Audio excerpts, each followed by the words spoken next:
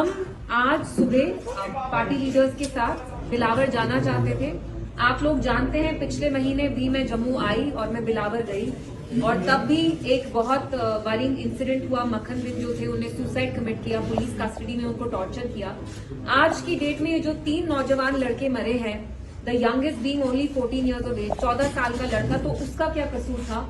तो मैं आज बिलावर जाके जो इनकी फैमिलीज हैं उनके साथ हम शोक मनाना चाहते थे, कंडोलेंसेस अपने पे करना चाहते थे, लेकिन यहाँ जो पुलिस है उनने हमें जाने नहीं दिया क्योंकि अपेरेंटली वहाँ माहौल बहुत खराब हो रहा है और मैं इनके साथ लड़ाई नहीं करना चाहती थी। पुलिस के भी कुछ कंपल्शंस होते हैं, एक लॉ एंड ऑर्डर उनको मेंटेन करना है, लेकिन अजीब चीज ये है कि पीडीपी के लोगों को नहीं जाने दिया जाता, लेकिन जो बीजेपी की लीडरशिप है, जैसे सुनील शर्मा साहब है वो कल गए, फिर लाल सिंह साहब दूसरी पार्टी के लीडर है, उनको नहीं जाने दिया। हम जाना चाहते थे, हमें नहीं जाने दिया। इफ द पुलिस फील कि हमारे जाने से वहां एटमोस्फेयर विशिएट होता है, आई अंडरस्टैंड दैट, लेकिन फिर आप वही लॉजिक जो दूसरी पार्टी है, जो रूलिंग पार्टी है द सेंटर बीजेपी, आप उनके लीडर्स को जाने देते हैं। हमने ये भी देखा कि जो वहां इंडिपेंडेंट एमएलए हैं उनको कैसे लोगों ने हैकल किया, लेकिन ठीक है मैं नहीं गई। But what is worrying is कि कठुआ जैसी बॉर्डर डिस्ट्रिक्ट में हालात कितने खराब हो रहे हैं। 2019 से पहले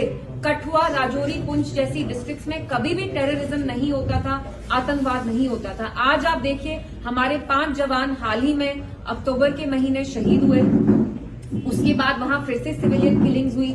पिछले साल वहां काउ विजिलेंट्स ने 5 नौजवान लड़कों को पकड़ के जो मुसलमान थे उनका कत्ल किया।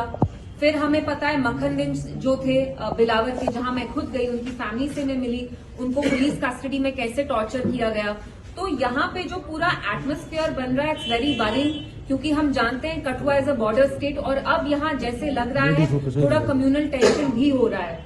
तो उसके बारे में मैं आके यहाँ से बात करना चाहती थी और मेरी डीजीपी साहब, एलजी साहब से यही अपील होगी कि जब भी ऐसा कोई वाकया होता है तो आप क्या करते हैं, कुछ एक कम्युनिटी के लोगों को आप टारगेट करना स्टार्ट करते हैं। मैं मेंशन नहीं करूंगी, स्पेसिफाई नहीं करूंगी, आप लोग समझ रहे हैं मैं किसके बारे में बात कर रही हूँ। जब से इन 3 लोगों की हत्या हुई उसके बाद कठुआ डिस्ट्रिक्ट में यंग लड़कों को उठाया जा रहा है, जेल में डाला जा रहा है अंडर पीएसए, अंडर यूएपीए। तो आई वांट टू नो कि ये जो यहाँ लॉ एंड ऑर्डर कठुआ में, बिलावर में खराब हो रहा है, ये आखिर किसकी जिम्मेवारी है, किसकी रिस्पॉन्सिबिलिटी है?